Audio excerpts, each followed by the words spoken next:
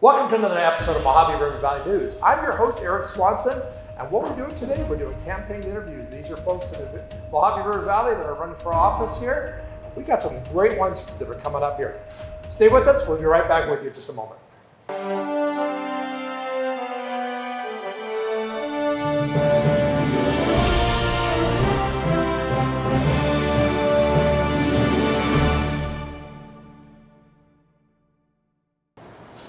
I have an exciting interview here. I'm going to be sitting down in just a few moments here with Mayor Reyes from the city of Adelanto. Now, he's been on there, he's been working along with the council, he's been trying to make changes, but you know what? We're going to have a conversation with him in a few moments here. Let's figure out what Mayor Reyes is all about here. So, one of the things is, remember, he's in one of those seats that is a mayor, it's not a straight council, he's actually serving. We'll be right back. I'm here with Mayor Reyes. How you doing, my friend? I'm doing very, very well. It's good to see you today. Likewise. So you are wanting to tackle this again. That's right. Well, give us just maybe a quick, 15, 20 seconds about who you are a little bit so everybody knows. Yeah, my name is Gabriel Reyes. Been in Adelanto since 1992. Moved away to Hawaii for about 7 years. And when I came back home, you know, I saw a massive boom in the Victor Valley, Hesperia, Victorville, Apple Valley, everybody developing, and Adelanto wasn't. So I wanted to throw my name in the hat in 2018 and really happy with what we've done so far.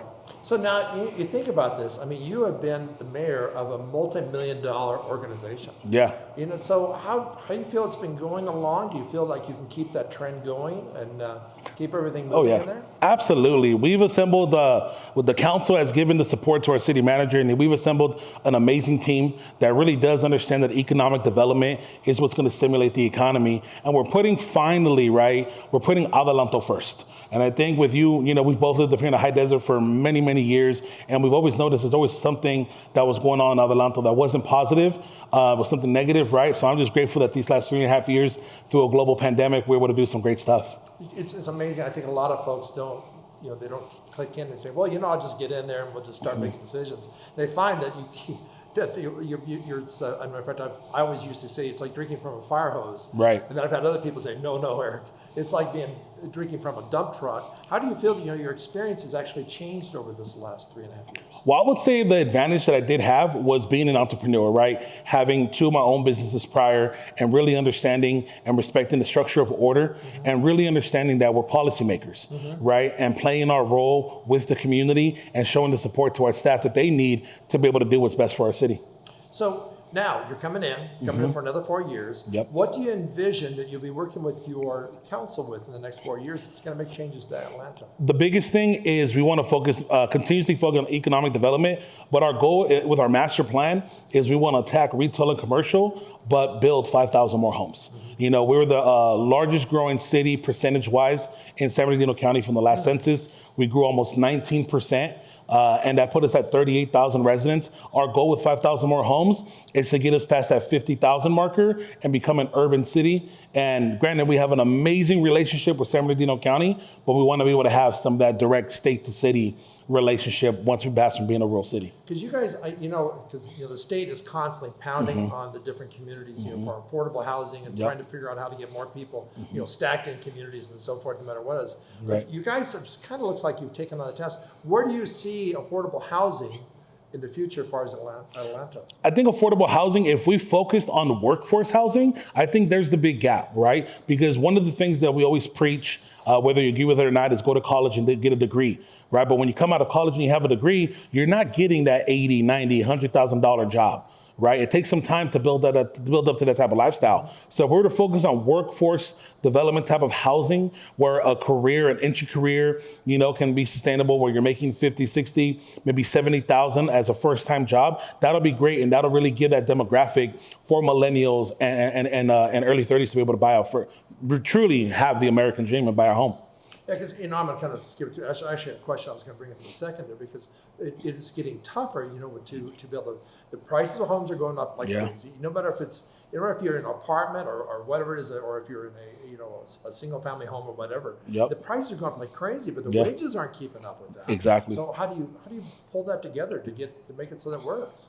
And that's the challenging part, right? And that's what we want to focus on, traditional industrial manufacturing jobs. We really want to bring back the workforce back to the high desert. One of the biggest things that, that we figured out in Adelanto is we figured out our identity. Right. We're not trying to be Hesperia. We're not trying to be Apple Valley. We're not trying to be Victorville. So with all the raw land that we have in Adelanto and the opportunity zone that we are pretty much 80% of the city, if we go after the workforce development and really bring in cybersecurity jobs, industrial jobs, manufacturing jobs, career-based jobs, I think that'll really help with the wage gap that we struggle with up here in the high desert. So what type of, do you see as far as future ordinances or things you're going to be working with the council with, as far as to figure out where Adelanto needs to be or where it needs to go? Yes. What kind of things do you see changing over the next 4 years? So one of the biggest things that we're removing is an ordinance that was written in 1986 by the mayor and Caltrans, and it was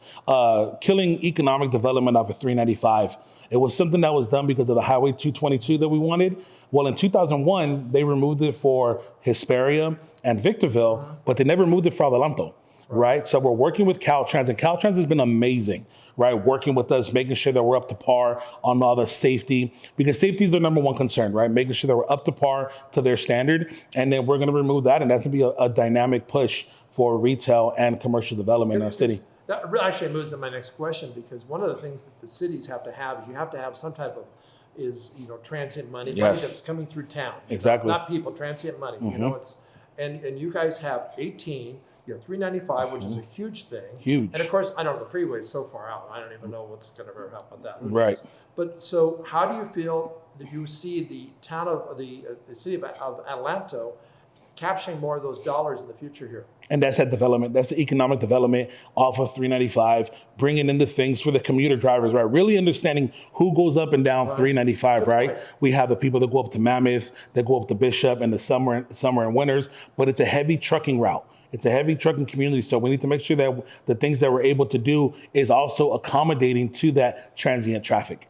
So attracting the right business is important. Now, Highway 18, Palm Hill Road, a lot of people know that's another thoroughfare. Absolutely. Are you working with trying to figure out where to capture dollars? Yes, and we are. We're working off of our main intersections with Caltrans every quarter mile. Want to have some type of development, either the deceleration or acceleration lane. And again, Caltrans has been amazing partner working with the city. Let's take the last 29 seconds here. Let's give the folks your pitch there and tell them why they should vote for you. Well, I'm just grateful just for the ability to be able to serve these past 4 years. And I look forward to doing it again. I would say one of the biggest things that has hurt Adelanto is that we haven't had consistent leadership since the 90s, right? So the fact that I'm able and willing to be able to continue to lead the city, I'm extremely grateful and excited. So I ask for your support on or before November 8th. Gabe, thanks for sharing with us Appreciate today. you, my Thank friend. you very much. Thank you.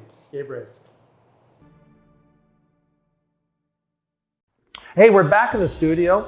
We interviewed Gabe Reyes. He's the mayor out there. He's also running again for the mayorship of the city of Adelanto. Without the Greater High Desert Chamber of Commerce and Mark Craftfield partnering along with Mojave River Valley News, these candidates will be really a lot harder, a little tougher to bring to you. If you haven't had a chance to subscribe, please subscribe, ring the little bell so when we have more videos that are coming your way, you'll get notified.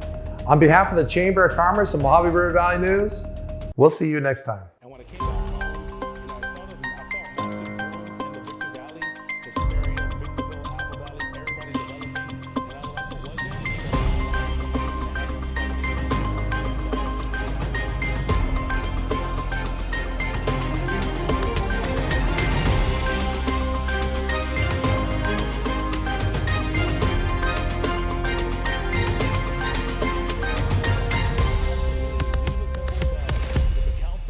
support to our city manager, and we've assembled an amazing team that really does understand